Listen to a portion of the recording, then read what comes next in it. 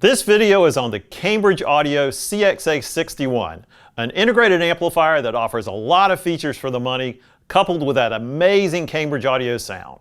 When Audio Advice was thinking about becoming a Cambridge Audio dealer a few years ago, Cambridge Audio sent us a few pieces to test out. One of them was the CXA60 integrated amplifier. I'll never forget how impressed I was when the first notes emerged from that system. The music was just so fun to listen to and super involving. As you can imagine, we were pretty excited to test out the latest version of that integrated amp that bowled us over for the first time. With vinyl and music streaming systems exploding in popularity over the last few years, the integrated amplifier category has also seen huge growth. We will go over this new great integrated amp from Cambridge Audio, and during the overview, we'll also make a few points of comparison to its bigger sibling, the CXA61, as we suspect some of you may be considering one over the other. If you want to read more on the CXA61, click on the link in the description to be taken to the full written review on audioadvice.com, where we dive into even more detail on this great integrated amp. Now let's get started.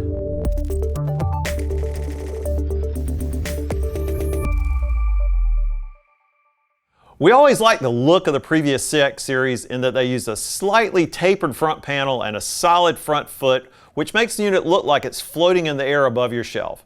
This design continues in the new CX models with a color update to a sleek looking lunar gray color. The front panel is clearly laid out.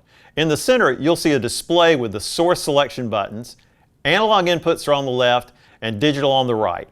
Right in the center is the speaker selector button, which gives you a choice of A, B, or A plus B. The front side also includes a headphone output and a mini plug audio input on the left. The previous models in the CX series had tone controls, and we're a little disappointed to not find them on the new CX lineup. Cambridge Audio made the decision to put every dollar towards the best possible sound quality, which certainly came true when we did our listening test. If you switch things around a lot, you know it can really be frustrating to lean over the back of an amp trying to read those connectors upside down. Cambridge Audio cleverly prints labels for everything, both right side up and upside down, a great touch. Fit and finish on the CXA61 is just first class. One thing that really jumps out is the quality of the binding posts, which are top rate and can handle a large spade lug or a banana plug. Cambridge Audio designs and engineers all of their products in the UK. Production of everything has been at the same Asian factory for almost 25 years instead of just going out with the lowest offshore bid. This philosophy has resulted in very consistent, great build quality for over 2 decades. The input connection possibilities on the CXA61 will cover a lot of situations. You have 4 rear analog RCA inputs, a front mini plug analog input, 2 Toslink digital inputs, a coax digital input, and even a USB input. The older series required a separate optional adapter for Bluetooth, but it's built into the CXA61. We like the fact it also has preamp outs and a subwoofer out. There are 2 sets of triggers on the back, an external IR input, and an RS-232 connection for home control systems. You can even lift the ground on the USB input in case your computer might cause some hum. That's pretty neat. If you're looking at the CXA81 in comparison, it adds a set of balanced audio inputs, and you give up the front panel mini analog input. The DAC Cambridge used in the CXA61 is an ESS Sabre ES9010 K2M. That's a lot of letters, but this is a high-performance audiophile level DAC capable of high-res audio, even up to 32-bit 384 kHz and DSD256 quality when using the USB input from a computer. This is one area where the CXA81 does exceed the CXA61 in performance. Its DAC is also an ESS Sabre 32 DAC, but it's in the next level up in the ESS series. If a lot of your audio is in the form of digital files, you might want to consider the CXA81 for $300 more. We feel the better DAC offers more dynamic sound, a slightly quieter background, and just a better sense of musical involvement. The Adaptex HD Bluetooth receiver is capable of 24-bit 84 kHz audio files. For the other digital inputs, the coax input will play back up to 24-bit 192 kHz, and the 2 Toslink inputs will handle up to 96 kHz. Cambridge Audio was going for a very balanced symmetrical look on the front panel, which led them to having less buttons than inputs. With 4 analog and 4 digital buttons, they made the mini plug jack automatically switch to that input when you plug something in. The A4 button will glow orange when this happens. The only confusing one is the Bluetooth USB button. You just have to get used to toggling between the two with the USB input selection glowing orange. The only obvious input missing on the CXA61 is a phono input, as you will find one built into their less expensive models.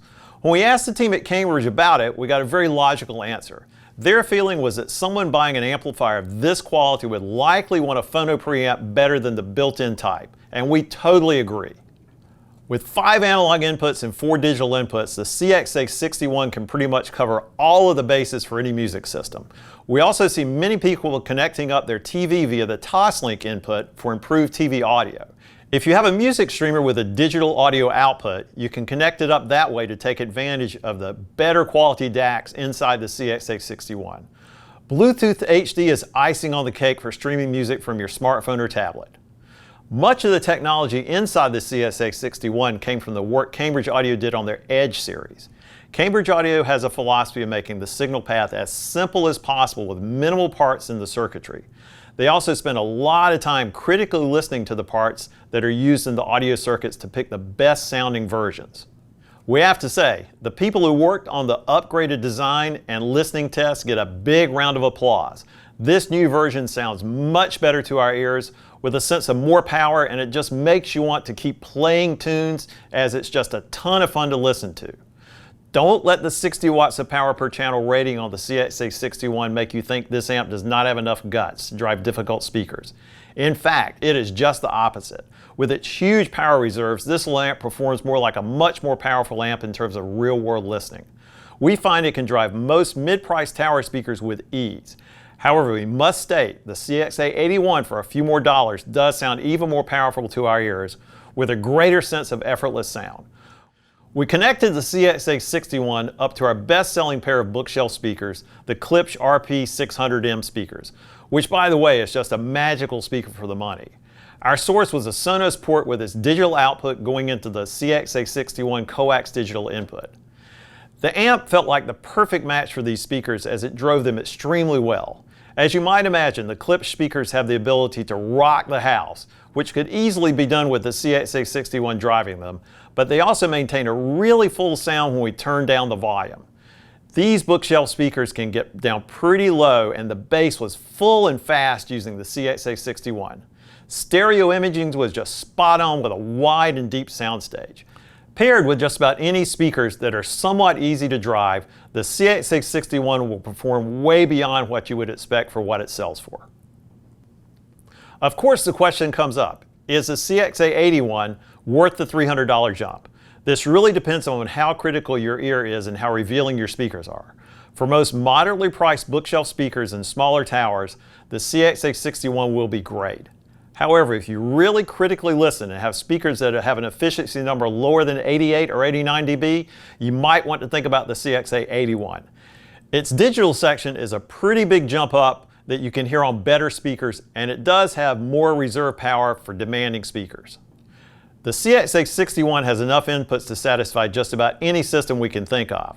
With its great build quality, it should give you decades of great sound. There's just something about the way Cambridge audio gear sounds that draws us into the music.